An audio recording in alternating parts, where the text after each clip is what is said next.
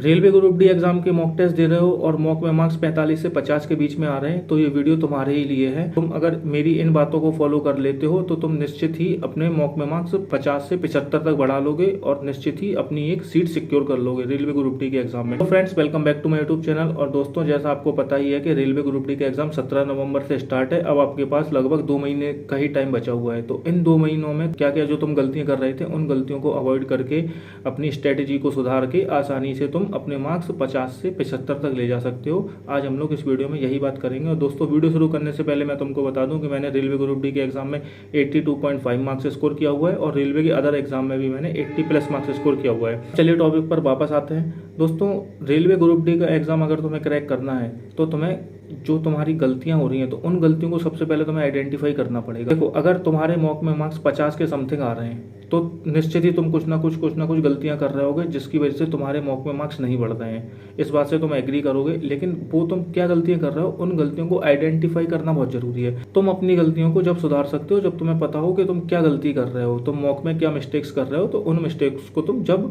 पहले आइडेंटिफाई करो और फिर उनको रेक्टिफाई करो। तो आइडेंटिफाई तुम कैसे करोगे? अगर मॉक में तुम्हारे मार्क्स 50 के समथिंग आ रहे हैं तो इसका मतलब यही है कि या तो तुम क्वेश्चन ज़्यादा गलत कर रहे हो या तो तुम क्वेश्चन स्किप कर रहे हो। यही 2 बातें होंगी। इस वजह से तुम्हारे मार्क्स 50 के समथिंग आ रहे हैं, 50-55 जितने भी आ रहे हैं। अगर 55 तक भी आ रहे हैं तो भी तुम समझो बहुत पीछे हो। अभी तुम्हें मार्क्स को कम से कम 15-20 नंबर तक बढ़ाना पड़ेगा जब तुम रेस में आ पाओगे। तो हालांकि वो बढ़ जाएंगे। 2 महीने बहुत ही अच्छा टाइम है। 2 महीनों को अगर तुम अच्छे से यूटिलाइज कर लोगे तो निश्चित ही तुम्हारे मार्क्स 15-20 नंबर बढ़ जाएंगे। जैसे जैसे मैं बताता हूँ, अगर तुम उसको फॉलो कर लेते हो तो तुम्हें सबसे पहले क्या करो, कोई सा भी एग्जाम होता है उसमें देखो 3 लेवल में एग्जाम बटा होता है। एक तो कुछ क्वेश्चन आते हैं इजी क्वेश्चन, कुछ आते हैं मॉडरेट क्वेश्चन और कुछ आते हैं टफ क्वेश्चन। वो जो मॉडरेट और टफ है वो वेरी कर सकते हैं पर्सन टू पर्सन। अगर तुम्हारे मार्क्स 50 के समथिंग आ रहे हैं तो वही क्वेश्चन तुम्हें टफ लगेगा, और जिनके मार्क्स पहले से 65-70 के बीच आ रहे हैं तो वही टफ क्वेश्चन उनको मॉडरेट या फिर ईजी लग सकता है। तो मैं जिनके मार्क्स 50 या 55 के बीच आ रहे हैं उनको कैटेगराइज करते हुए इस वीडियो को बना रहा हूँ। मैंने तुम्हें क्या बताया कि 3 कैटेगरीज में डिवाइड होता है कोई सा भी एग्जाम, इजी, मॉडरेट और टफ।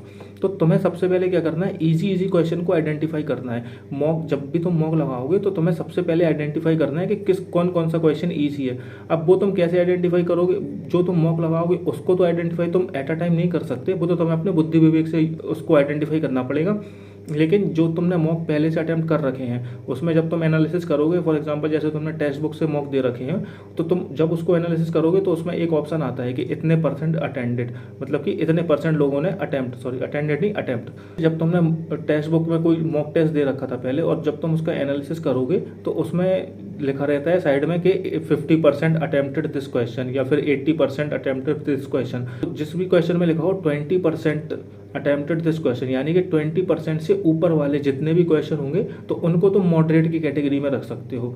और जितने भी क्वेश्चन होंगे 50% यानी कि आधे से ज़्यादा लोगों ने इस क्वेश्चन को अटेम्प्ट किया हुआ है तो तुम्हारे अकॉर्डिंग मॉडरेट की कैटेगरी में आना चाहिए। और उसके ऊपर वाले जितने भी क्वेश्चन हैं वो सारे इजी क्वेश्चन की कैटेगरी में आने चाहिए। जितने भी मान लो 50% या फिर 60%, 70%, तो अब तुम्हें फिर उन क्वेश्चन को आइडेंटिफाई कर लेना है पहले। जैसे तुमने आइडेंटिफाई कर लिया कि 40% के ऊपर वाले जो क्वेश्चन अटेम्प्ट किए हुए हैं लोगों ने, तो उसको तो तुम्हें जरूर ही अटेम्प्ट करना है, वो तुम्हारे ईजी की कैटेगरी में आ गए। तो ईजी वाले क्वेश्चन तुम्हें ना तो छोड़ने हैं और ना ही गलत करने हैं। सबसे पहले तुम उनको टारगेट करो तो तुम देखोगे कि 60 to 65% तक जो तुम्हारा पेपर होगा वो ईजी क्वेश्चन होंगे उसमें ज़्यादातर। तो उन इजी क्वेश्चन को तुम आइडेंटिफाई कर लो। और वो जो इजी क्वेश्चन होंगे वो तुम्हारे हर सब्जेक्ट में होंगे, मैथ में भी होंगे, रीजनिंग में भी होंगे, साइंस में भी होंगे।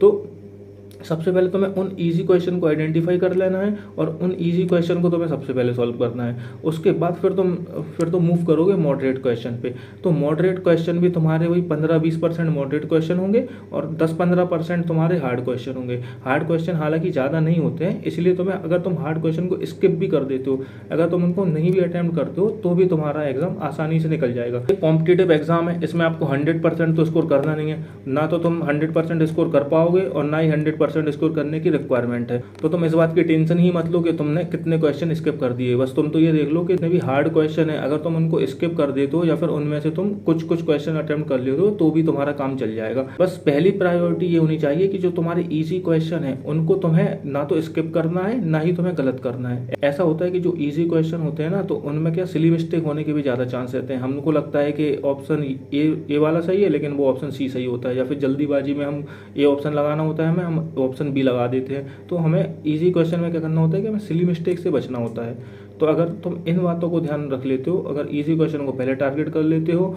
और सिली मिस्टेक को अवॉइड कर देते हो तो निश्चित ही तुम्हारा स्कोर 10-15 मार्क्स आसानी से बढ़ जाएगा।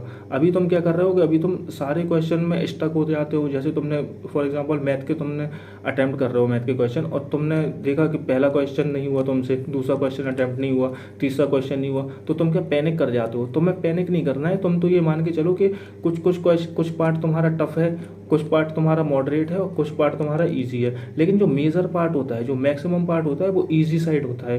तो तुम उसको आइडेंटिफाई करो पहले। जो तुम्हारे टफ क्वेश्चन है उनको स्किप कर दो, कोई दिक्कत नहीं है। मॉडरेट क्वेश्चन को भी फर्स्ट गो में स्किप कर दो, कोई दिक्कत नहीं है। फर्स्ट गो में क्या करो, जो तुम्हारे ईजी क्वेश्चन है, वन लाइनर क्वेश्चन है, जो तुमने पढ़ रखे हैं, जो रिपीटेड क्वेश्चन है और जो तुम्हें लगता है कि हाँ ये तो आसानी से हो जाएगा, अगर ये में से एक बार में सॉल्व करूंगा तो ये हो जाएगा, तो उन क्वेश्चन को पहले टारगेट करो। तो तुम्हारा जरूरी मॉक में मार्क्स बढ़ेगा और तुम्हारा कॉन्फिडेंस भी बढ़ेगा। अभी तुम क्या कर रहे हो कि तुम सारे क्वेश्चन को लेके बैठ जाते हो, सारे क्वेश्चन को अटेम्प्ट करने लग जाते हो, पता चला जो क्वेश्चन तुमने पढ़ा भी नहीं होता है उसे भी तुम क्वेश्चन को अटेम्प्ट करने की कोशिश करते हो। तो मॉक में ये गलती नहीं करनी है।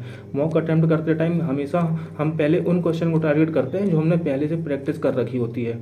तो उन क्वेश्चन को पहले टारगेट करो और जब तुम उन क्वेश्चन को टारगेट करने लगोगे तो तुम्हारे क्वेश्चन भी जल्दी बनने लगेंगे और तुम्हारा कॉन्फिडेंस भी बढ़ने लगेगा। और इसके अलावा अगर तुम्हारा कोई भी डाउट रहता है तो तुम कमेंट में पूछ लेना, तो मैं तुम्हें बता दूंगा। और वीडियो अगर इन्फॉर्मेटिव लगती हो तो इसको लाइक कर देना और मेरे चैनल को सब्सक्राइब कर लेना।